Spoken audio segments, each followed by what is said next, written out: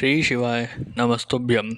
स्वागत है आपका शिव पुराण श्री कोटि रुद्र संहिता प्रथम अध्याय में द्वादश ज्योतिर्लिंग एवं उपलिंगों की महिमा। निर्विकार होते हुए भी जो अपनी माया से विराट विश्व का आकार धारण करते हैं, स्वर्ग और मोक्ष जिनकी कृपा से वैभव माने जाते हैं, जिन्हें मुनिजन सदा अपने हृदय में अद्वितीय आत्मज्ञानानंद रूप में देखते हैं, उन दिव्य तेज से संपन्न भगवान शिव शंकर, जिनका आधा शरीर शैलराज पुत्री देवी पार्वती से सुशोभित है, उन्हें सदैव मेरा नमस्कार है। जिसकी कृपापूर्ण चितवन सुंदर है, जिनका मुख सदैव मंद मुस्कान की छटा से मनोहर है, चंद्रमा की कलाएं जिनके स्वरूप को निर्मल उज्जवल करती है, जो त्रितापों आदि भौतिक आदि देविक तथा आध्यात्मिक को शांत करते हैं, जिनका स्वरूप सच्चिन्मय एवं परमानंद रूप से प्रकाशित होता है, जो सदा गिरिजानंदिनी पार्वती के साथ विराजते हैं, वह शिव नामक तेज पुंज सबका मंगल करें। मुनियों ने सूत जी से कहा, हे सूत जी, आपने लोकहित की कामना से भगवान शिव की परम पवित्र अनेक कथाएं सुनाई है। शिव जी के महात्म्य की कथा रूपी अमृत का पान करते करते भला कौन पुरुष तृप्त हो सकता है।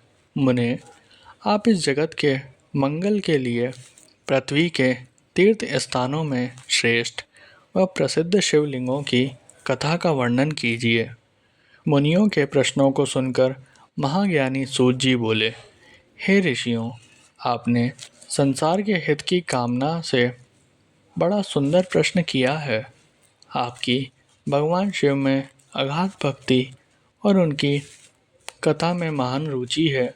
आपकी इच्छा के अनुसार मैं आपको शिव जी की उत्तम कथा सुनाता हूँ। भगवान शिव के लिंगों की गणना तो असंभव है। उनके असंख्य लिंग पूरे ब्रह्मांड में फैले हुए हैं।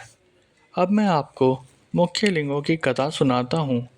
सौराष्ट्र में सोमनाथ जी, श्रीशैल में मल्लिकार्जुन, उज्जैन में महाकालेश्वर, ओमकार जी में परमेश्वर, हिमालय पर्वत पर केदार, डाकिनी देश में भीमशंकर, काशी में विश्वनाथ जी, गोमती नदी के तट पर त्रयंबकेश्वर, सेतुबंध में रामेश्वर एवं शिवालय में घुश्मेश्वर नामक 12 ज्योतिर्लिंग विद्यमान हैं। जो मनुष्य प्रातः उठकर इन 12 लिंगों का स्मरण कर पूजन व उपासना करता है, उसके सभी पाप नष्ट हो जाते हैं और सभी कामनाएं एवं मनोरथ सिद्ध हो जाते हैं। इन ज्योतिर्लिंगों पर चढ़ा हुआ नैवेद्य का प्रसाद ग्रहण करने से मनुष्यों के सभी पाप नष्ट हो जाते हैं तथा समस्त भोगों को भोगकर वह मोक्ष को प्राप्त होता है। निम्न जाति का कोई व्यक्ति यदि किसी लिंग का दर्शन कर ले, तब वह उच्च कुल में जन्म लेता है। इन 12 ज्योतिर्लिंगों की महिमा का वर्णन स्वयं ब्रह्मा जी, श्री हरि विष्णु तथा अन्य देवता भी नहीं कर सकते। धरती और समुद्र के मिलने वाले स्थान पर सोमेश्वर जी का अन्य केश नामक लिंग है। मल्लिकार्जुन से प्रकट रुद्रेश्वर नामक उपलिंग जग प्रसिद्ध है और भृगु में स्थित है।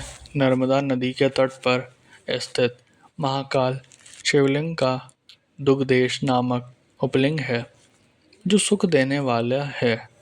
इसी प्रकार ओमकारेश्वर का उपलिंग कर्दमेश्वर नाम से बिंदु सरोवर के तट पर है।